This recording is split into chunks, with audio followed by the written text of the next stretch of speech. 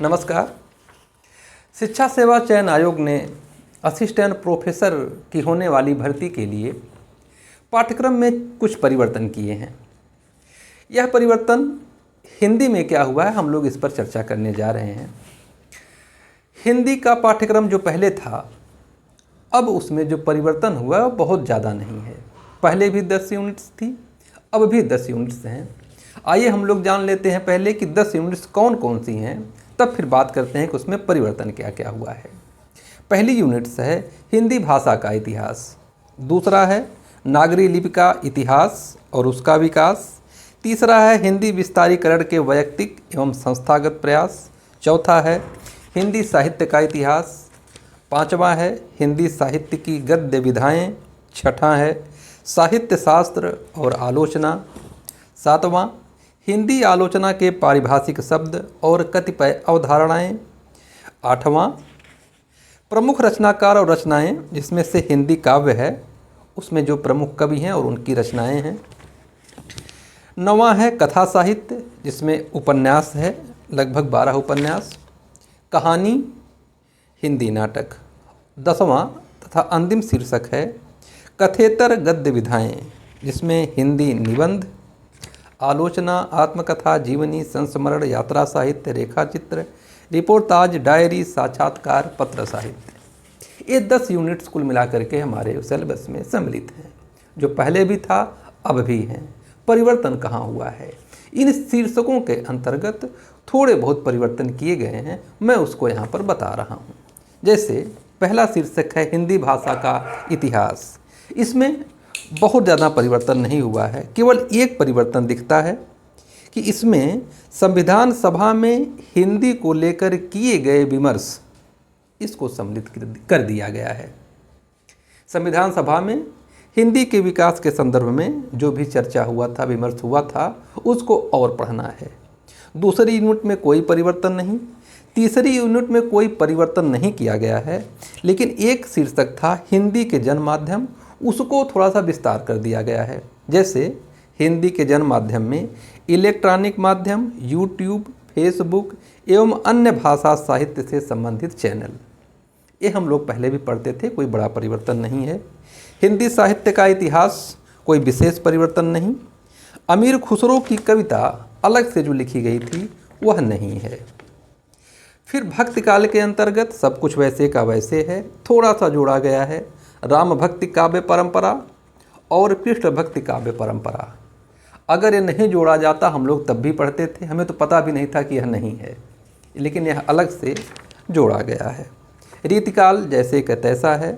आधुनिक काल में कुछ खास परिवर्तन नहीं, एक छोटा सा परिवर्तन भारतेंदु काल में है कि पारसी थिएटर को अब नहीं पढ़ना है या इसमें अब सम्मिलित नहीं है। आधुनिक काल में ही एक बहुत छोटा सा भाग जोड़ा गया है, हिंदी का प्रवासी साहित्य। अब तक प्रवासी साहित्य हिंदी के सिलेबस में नहीं था, अब पूरी दुनिया में हिंदी से संबंधित जो भी रचनाएं हो रही हैं उनको भी पढ़ना है। यह एक महत्वपूर्ण बदलाव हुआ है। प्रश्न यहाँ से आ सकते हैं। हिंदी साहित्य की गद्य विधाएँ, कोई खास परिवर्तन नहीं। साहित्य शास्त्र और आलोचना, इसमें कोई परिवर्तन नहीं है। हाँ, अलंकार, जो अलंकार पहले 25 थे, अब 5 उसमें से निकाल दिए गए हैं। कौन कौन से?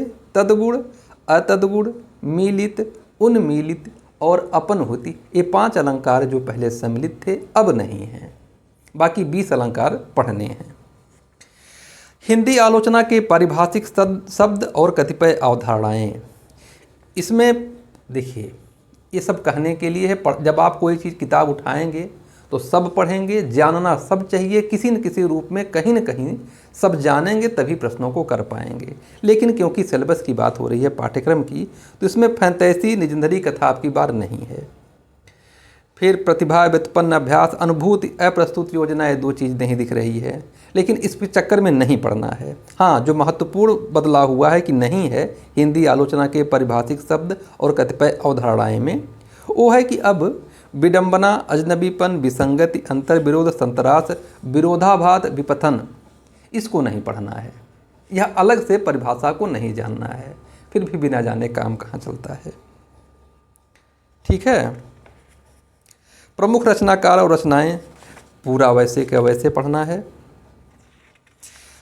काव्य में आप देखें तो सुदामा पांडे धूमिल पहले 2 रचनाएं सम्मिलित थीं। मोचीराम जनतंत्र के सूर्योदय में सच्ची बात। अब केवल एक एक कविता सभी कवियों की पढ़नी है। जनतंत्र के सूर्योदय में सच्ची बात अब निकाल दी गई है, केवल मोचीराम पढ़ना है। अब बदलाव जो प्रमुख हैं वो इस प्रकार हैं। उपन्यास पहले 13 थे, अब केवल 12 बचे। परिवर्तन क्या हुआ है? यशपाल का झूठा सच, भीष्म साहनी का बसंती, मन्नू भंडारी का आपका बंटी, इन तीनों को हटा दिया गया है और 2 उपन्यास सम्मिलित किया गया है। कौन कौन सा? जैनेन्द्र का त्यागपत्र और उषा प्रियंवदा का 55 खंभे लाल दीवारें। यह महत्वपूर्ण परिवर्तन है। महत्वपूर्ण परिवर्तनों में उपन्यास में 3 निकाल करके 2 सम्मिलित किया गया है। कहानी में भी यही हुआ है। कहानी में फणीश्वर नाथ रेणु का 2 कहानी पढ़नी थी, लालपान की बेगम और रसप्रिया। अब रसप्रिया नहीं पढ़ना है, मतलब एक कहानीकार एक कहानी हो गया। अज्ञे जी का रोज सरलदाता 2 थी, अब रोज नहीं पढ़ना है, केवल सरलदाता पढ़ना है। उषा प्रियंवदा की कहानी वापसी को हटा दिया गया है, अब उसे नहीं पढ़ना है। हम देखें कि उपन्यास में उषा प्रियंवदा का एक उपन्यास सम्मिलित किया गया है, कहानी हटा दी गई है। अमरकांत का दोपहर का भोजन नई कहानी सम्मिलित कर दी गई है, अब तक नहीं थी।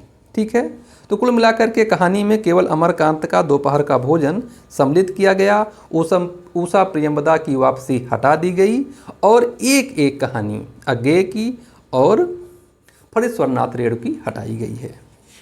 हिंदी नाटक जैसे का तैसा है। कथेतर गद्य विधाय में कोई खास परिवर्तन नहीं। निबंध में विकलांग श्रद्धा का तौर हरिशंकर पासाई का निबंध भी सम्मिलित था, जो अब नहीं है, नहीं पढ़ना है, हटा दिया गया है। बाकी लगभग वही पाठ्यक्रम है, तो डरने की ज़रूरत नहीं है। आपके पास जो भी नोट्स हैं, जो भी पाठ्य पुस्तक हैं, पढ़ना वहीं से है। 2-1 उपन्यास, 2-1 कहानियों में परिवर्तन हुआ है, तो उतना कहीं न कहीं से आप पहले से पढ़े ही हैं। आप नेट में पढ़े होंगे या एमए में, बीए में कहीं न कहीं पढ़े ही होंगे, तो कोई ऐसा परिवर्तन नहीं हुआ है जिसके लिए कोई विशेष उपाय करना हो। कुल मिलाकर के आप निश्चिंत होकर के पढ़ाई करें। पाठ्यक्रम में परिवर्तन केवल औपचारिक है, हिंदी का खास तौर से। धन्यवाद।